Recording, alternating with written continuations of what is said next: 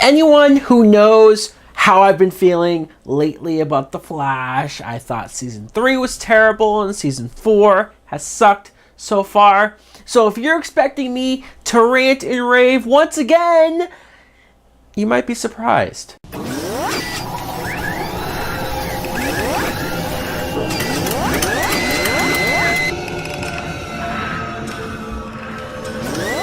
Hey now, what is up everybody? My name is Mike Brown, aka ReviewKingMB, and I am here to talk about The Flash. And I want to talk about why I'm so frustrated with The Flash. Because the last time I talked about The Flash, I talked about how much I thought the season has sucked. And how much the show, in my opinion, was sucking. And it was so frustrating, it was so annoying to watch a show that I once loved, that I once felt so much emotion for, deteriorate into nothingness.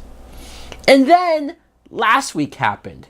And last week, I didn't review last week's episode, well, because I haven't really been talking about The Flash since I crapped on it, but I watched last week's episode a few days late, and when I finally got around to it, I loved last week's episode, and I could not believe how much I loved it, because even after the last time I talked about Flash, every episode after that was sucking more and more, just bad episode until last week. And last week felt like a season 1 episode. It felt like something they veered away from the DeVoe, the Thinker storyline, the main plot of this, which I still don't think is that strong. I don't. But to have a standalone episode where it was pretty simple, it was just some woman with a bunch of people setting off a nuclear bomb that was going to blow up the whole city. And Flash, Barry was so desperate to try to stop the bomb from going off, and him and Jesse and even Jay Garrick, they were all failing at everything that they tried to do.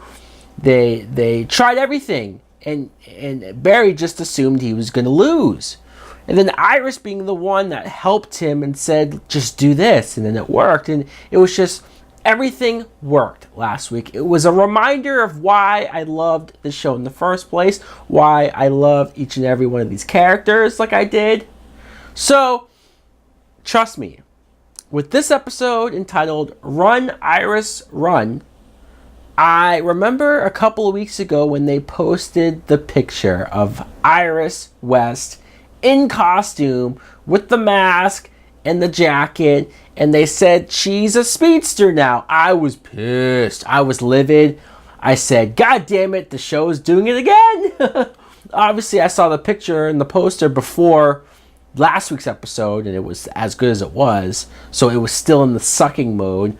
And I saw that picture and said, of course they would take Iris, who's like one of the only last remaining members left of the show who doesn't have powers. Cisco has powers, Caitlin has powers, Barry has powers, and even Ralph has powers. How many more people do we need to be superpowered, to have powers? So, now that I see the episode, though, it all works. The beginning of the episode, we see Harrison Wells is completely obsessed. And I love this. I love the fact that Wells is obsessed with trying to match his intellect, trying to get on the same level as DeVoe. He's obsessed with it. Like, he can't even fathom that there's a guy out there who's smarter than him, who has everything planned out, and how he's 10 steps ahead of them. I love this because this gives Wells something to obsess over, to have his own arc over. And you see here, he is trying to create his own head device that's going to enhance his ability to think. Who knows? We all saw Limitless, and it didn't really work too well there, but he's trying. And I appreciate that. Also, we should talk about Ralph. I mentioned Ralph. I don't really like the character, I'll be honest. I know he's a elongated man. I know he's from the comic books. And I know that some people love the fact that they brought in elongated man. I just don't care for this actor. He's very silly. He's very goofy. And they write him that way. And I know that there are people online who love this guy's comedy, and that's fine. I'm annoyed with him. I'm sick of him. I think his level of humor has brought the show's mentality down to like a 5-year-old. And lately, once he found out that DeVoe has been taking all the people on the bus, that he's going to be one of them. And he's scared shitless, and he's afraid, and he doesn't even want to leave the building.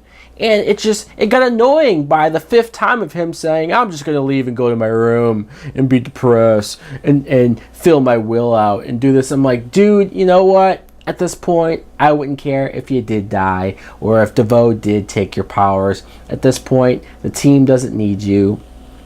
Sure, he came around at the end, but he's still the one thing that I could do without. Notice how last week's episode, he wasn't there. And again, last week was the best episode they had all season.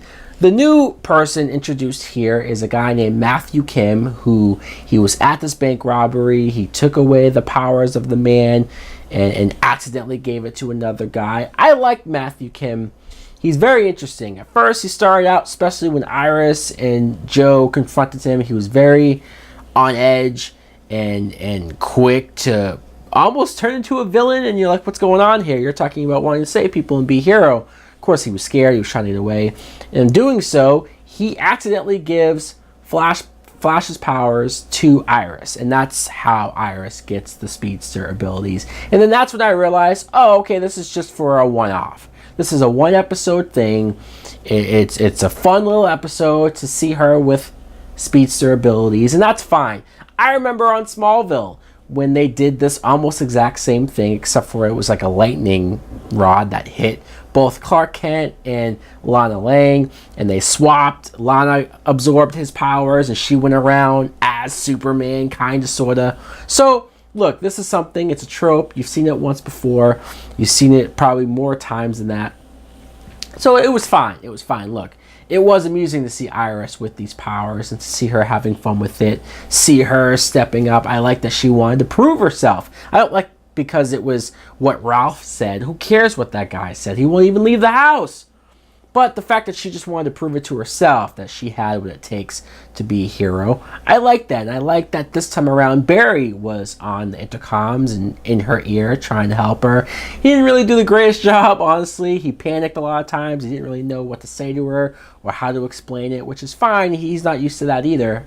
But I love the fact that when she confronted the new guy who had the fiery powers, the Human Torch, Flame On guy, she, of course, with Wells' new headset ability, she created a tidal wave. And that was cool. That was all very cool.